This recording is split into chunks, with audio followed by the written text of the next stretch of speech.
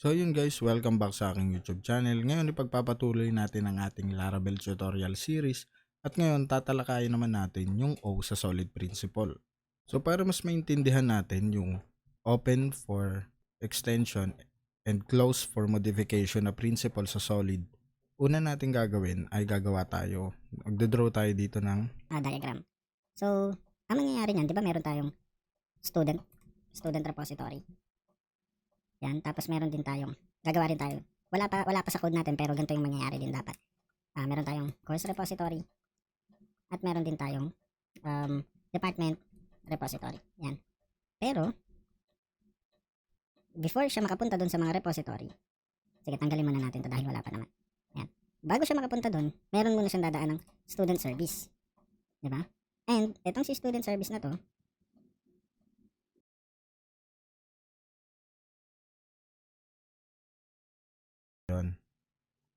So ito si student service na to ay kumokonek kay repository. Then si repository naman ang bahalang kumonek papunta dun sa model. So ganito yung nangyayari dun sa code natin. Yan. Yan, si model naman depende kung may i-return kang value, pero ganyan yung nangyayari. At si model ang bahalang mag-connect sa database natin. Database. Actually ano to eh, database adapter to eh. Yan. So, dito sa adapter pipili na kung may SQL ba yung gamit natin o may SQL o SQLite o SQL Server.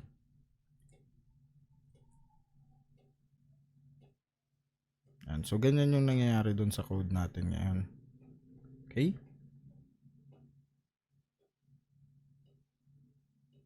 Yan. So, sa gantong paraan, ay ganito yung, ganito ko dinodraw yung nagawa natin dun sa code natin. Open lang natin. Dun sa student, tayo sa student controller. So, student controller, ayan, pupunta siya sa service. And then si service ko connect dun sa create ng repository at si repository a-access dun sa model.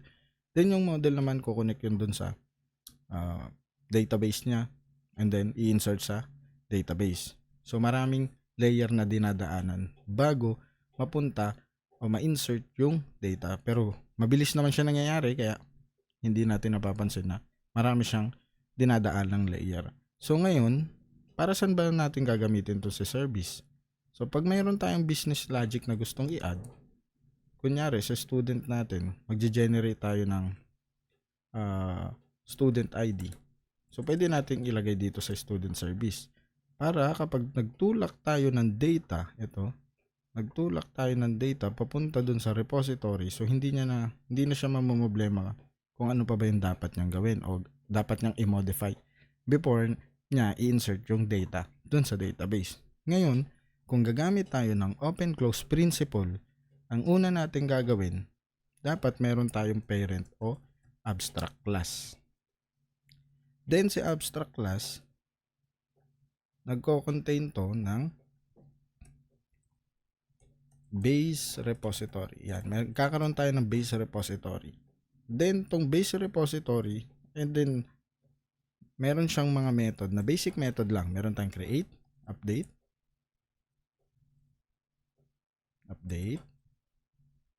delete, and then find or show, find. And meron tayong basic na ganyan. Okay?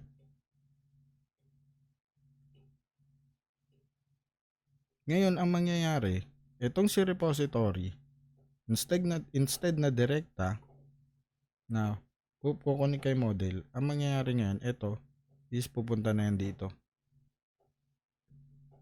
Kukonect na siya dito.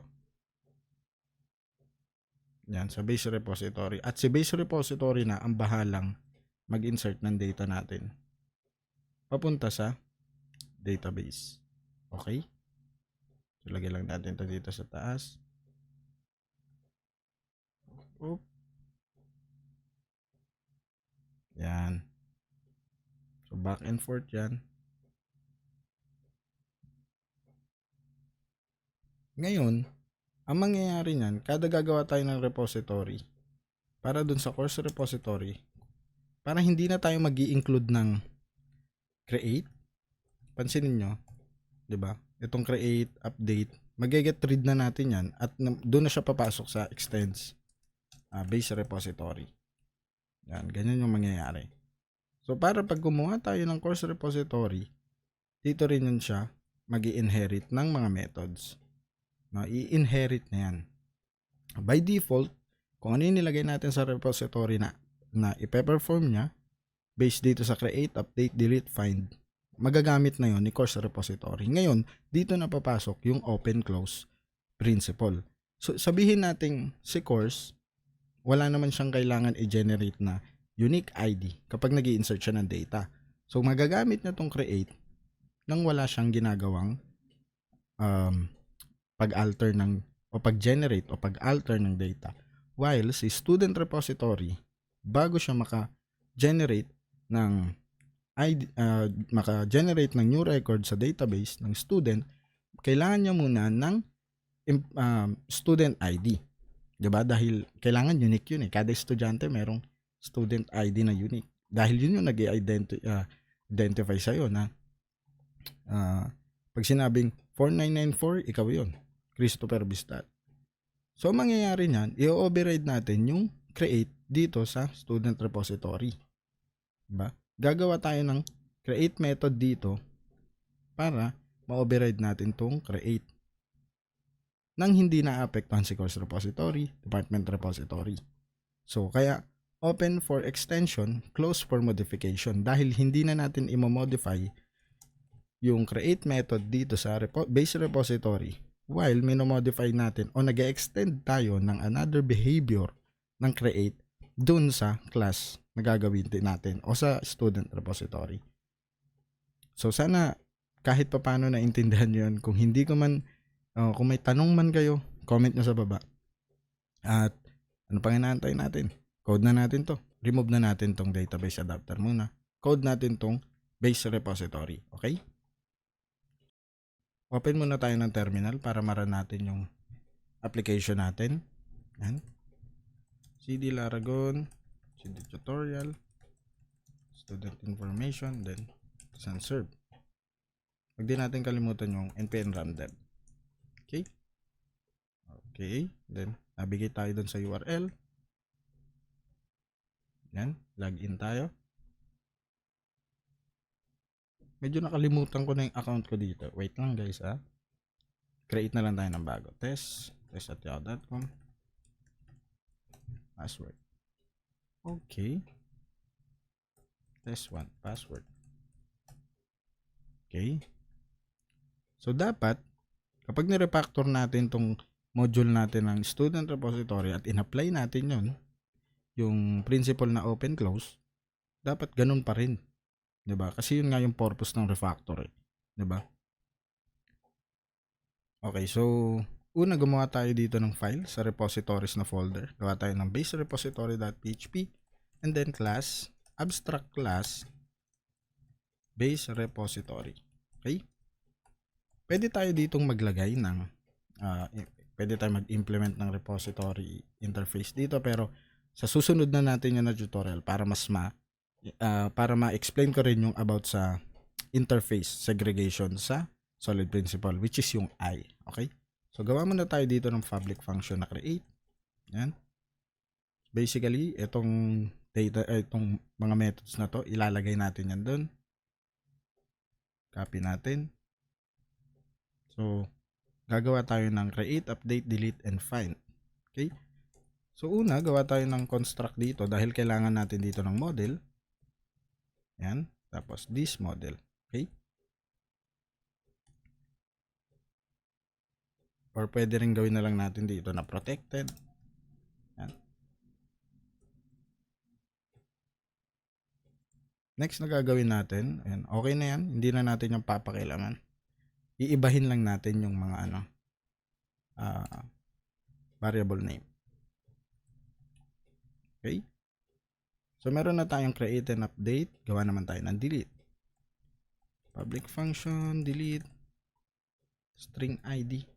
String ID dahil UUID. Or pwede rin tayong mag-string dito or int. Or pwedeng gawin natin mix para pwedeng kahit anong data type.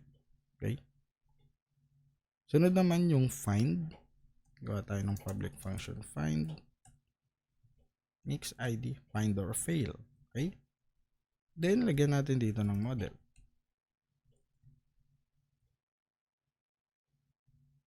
Pwede natin itong i-refactor to. Ayan. At dahil itong update ay hindi talaga, itong update method medyo tricky siya kasi itong create, kapag nag-create ka gamit yung eloquent model, nire-return niya yung record. Pero itong update, hindi niya nire-return. So, para ma-return natin yan, gawa tayo ng top model. Yan. Okay. Kasi, ang nire-return na default ng update ay boolean. Okay. So, ngayon, dito sa student repository natin, extend lang natin yung base repository. Dahil dahil abstract class nga yung gawa natin. So, dapat, kung ano yung declaration ng isang method dun sa abstract class, ganun din yung pagkaka-declare mo sa subclass. So, ibahin natin to. Actually, hindi na natin to kailangan i-redeclare dapat dito. Pero, yun nga, kailangan natin mag-generate ng employee ID, di ba? Okay?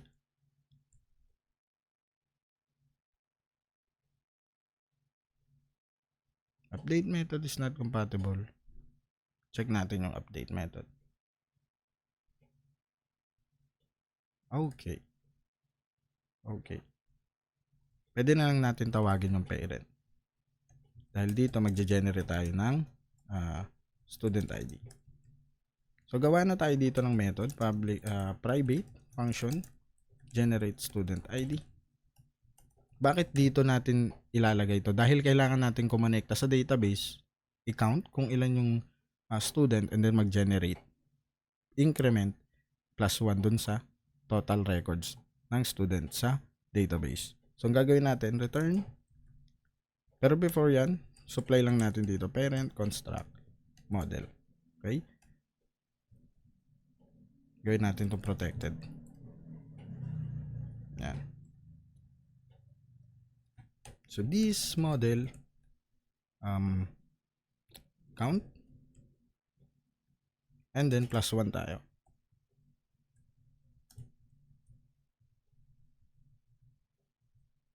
Try nating i-run. This generate student ID. Yan. So, balik tayo dito. And paste. Base repository not found. Class base repository not found. Meaning to say, hindi nyo makita to. Dahil siguro wala tayong namespace. Sabi na nga ba. App repositories. Okay. Refresh. And then, import natin to. Refresh. So, type of student repository illuminate. Okay. So, gagawin natin dito sa base repository. Tatanggalin natin to. Ayan. Inject natin tong student model at i-supply natin doon. Student repository model must not be defined. Okay. Okay. So, yan, meron na tayo. And then, create natin para makita natin. So, meron tayong 13 records sa database. So, check natin. Page partisan tinker. Then, student count. So, 12. Dahil nag plus 1 tayo dito, so, naging 13. So, gagamit tayo ng string pad. Ayan. Left. Para magkaroon tayo ng 00. Okay, so 0013, 'di ba? Okay, so ang gagawin natin ay before tayo mag-create ng data, override tayo dun sa array, dun sa student ID. Yung student ID, override natin yan. So data, student ID, then this generate student ID. Anyway guys, pwede naman natin gawin tong pag-generate ng student ID dito mismo sa student model. Pwede tayong gumawa ng observer class, pero sa next o sa mga susunod tutorial na natin gagawin yan. Okay? So ngayon, kapag in-inspect natin yung data, so ayan, nalalagay na natin yung student ID. Sa ngayon, hindi pa natin masyadong nakikita yung open close principle dito. Pero kapag gumawa tayo ng course repository, dun yung makikita. Okay? Pwede na rin natin i-get rid to sa totoo lang. Pero, kailangan din natin mag-generate dito ng student ID. Okay? Bakit sa repository natin nilagay yung generate student ID? Dahil, yun nga, kailangan natin kumonect sa database. At itong repository ang responsible sa pag-connect sa database. Okay? Yung student service kasi, more on ano lang siya, business logic. Okay? Yan.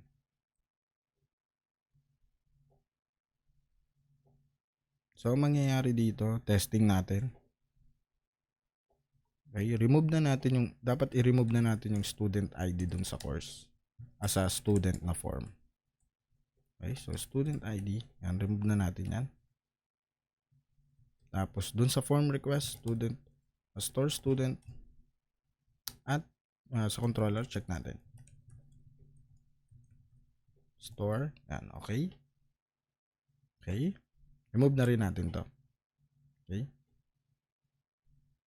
So, pwede na tayo dito maglagay ng hindi pa rin dahil course ID yung kailangan sa course. So, try natin kung makakapag-store tayo ng data. So, successfully. Student created successfully. Okay? So, try naman natin mag-edit. Okay.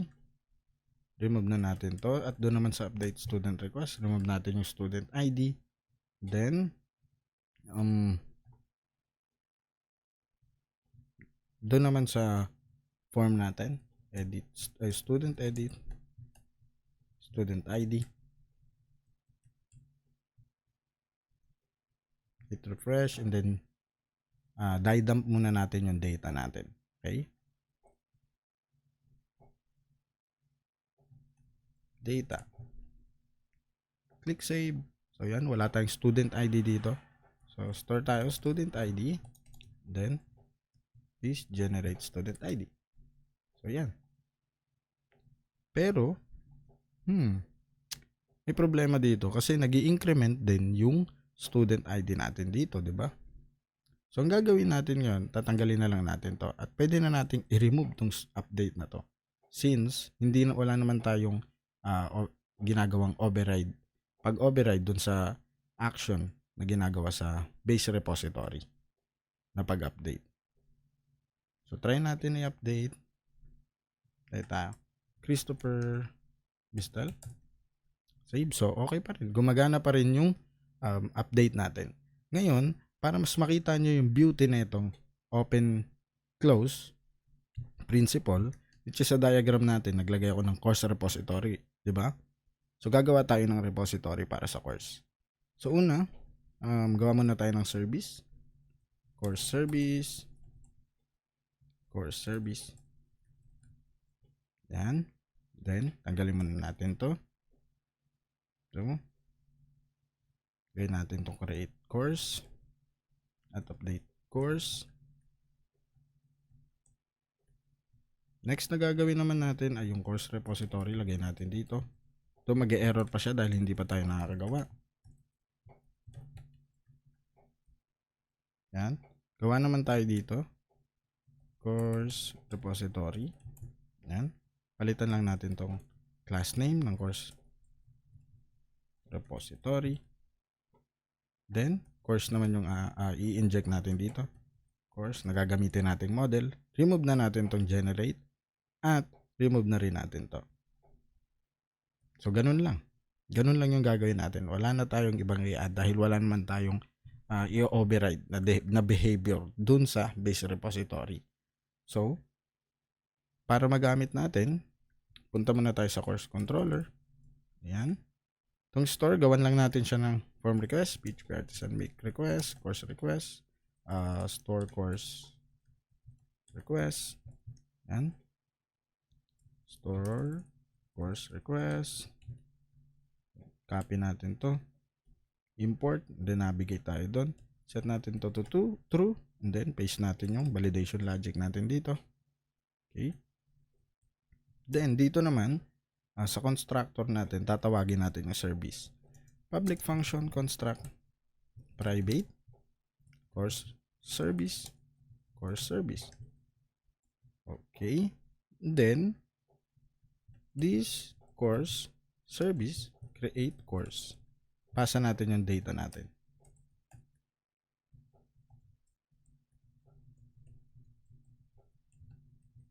Okay. Punta tayo ng create course as course service. Yan. Import natin ang course repository. This course repository create. At ganun din gagawin natin dito. This course repository update. Palitan lang natin tong student ID ng course ID. Okay. Ngayon subukan natin ulit kung makakapag-insert pa tayo ng course. Okay? Target class, import lang natin, hit refresh, delete muna natin, add tayo ng course ulit. Testing. So, successfully, hit refresh. Let's see. Hindi siya nag-insert. Another test.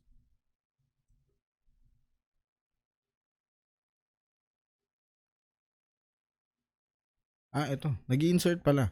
Hindi lang naka-order by. Okay, sorry. Punta tayo sa index method natin at lagyan natin dito ng order by.